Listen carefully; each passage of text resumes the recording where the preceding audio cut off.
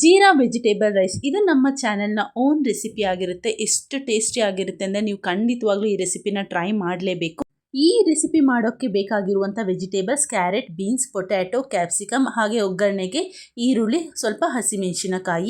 ಈಗ ತರಕಾರಿನೆಲ್ಲ ಒಂದು ಚಿಕ್ಕ ಕುಕ್ಕರ್ಗೆ ಹಾಕೊಂಡು ಬೇಯಿಸ್ಕೊಬೇಕು. ವಿಸಲ್ ಬರೋವರೆಗೂ ವೆಯ್ಟ್ ಮಾಡಬಾರ್ದು. ಇನ್ನೇನು ವಿಸಲ್ ಬರುತ್ತೆ ಅನ್ನುವಾಗ ಆಫ್ ಮಾಡ್ಕೋಬೇಕು. ಯಾಕಂದರೆ ವಿಸಲ್ ಬರೋವರೆಗೂ ವೆಯ್ಟ್ ಮಾಡಿದ್ರೆ ತರಕಾರಿ ಎಲ್ಲ ತುಂಬ ಬೆಂದೋಗ್ಬಿಡುತ್ತೆ.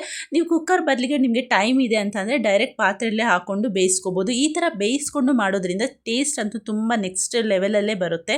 ಈಗ ಒಗ್ಗರಣೆಗೆ ಒಂದು 4 to 5 ಸ್ಪೂನ್ ಅಷ್ಟು ಆಯಿಲ್ನ ತೊಗೊಳ್ಳೋಣ. ಆಯಿಲ್ ಬಿಸಿ ಆದಮೇಲೆ ಆಲ್ರೆಡಿ ಹಚ್ಚಿ ಇಟ್ಕೊಂಡಿರುವಂಥ ಈರುಳ್ಳಿನ ಹಾಕೋತಾ ಇದ್ದೀನಿ. ಇದನ್ನು ಒಂದು 30 to 40 ಸೆಕೆಂಡ್ಸ್ವರೆಗೂ ಫ್ರೈ ಮಾಡ್ಕೊಂಡು ಆದಮೇಲೆ ಹಚ್ಚಿ ಇಟ್ಕೊಂಡಿರುವಂಥ ಹಸಿಮೆಣಸಿನ್ಕಾಯಿನ ಹಾಕ್ಕೋಬೇಕು. ಇದನ್ನು ಸ್ವಲ್ಪ 1 ಮಿನಿಟ್ವರೆಗೂ ಫ್ರೈ ಮಾಡ್ಕೊಂಡೆ ಆದಮೇಲೆ ಬೇಯಿಸಿ ಇಟ್ಕೊಂಡಿರುವಂಥ ತರಕಾರಿನ ಹಾಕೋತಾ ಇದ್ದೀನಿ.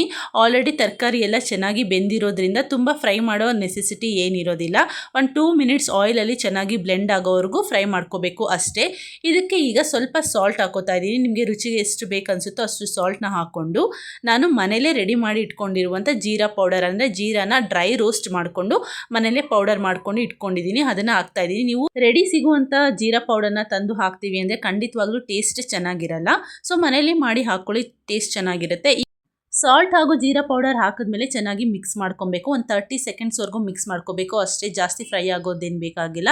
ಈಗ ರೆಡಿಯಾಗಿರುವಂಥ ಅನ್ನನ ಹಾಕ್ಕೊಂಡು ಚೆನ್ನಾಗಿ ಮಿಕ್ಸ್ ಮಾಡಿಕೊಂಡ್ರೆ ಅಷ್ಟೇ, ಕಡಿಮೆ ಇಂಗ್ರೀಡಿಯೆಂಟ್ಸಲ್ಲಿ ಜೀರಾ ವೆಜಿಟೇಬಲ್ ರೈಸ್ ಅಂತೂ ರೆಡಿಯಾಗಿ ಹೋಗ್ಬಿಡುತ್ತೆ. ನೋಡ್ತಾ ಇರ್ಬೋದು.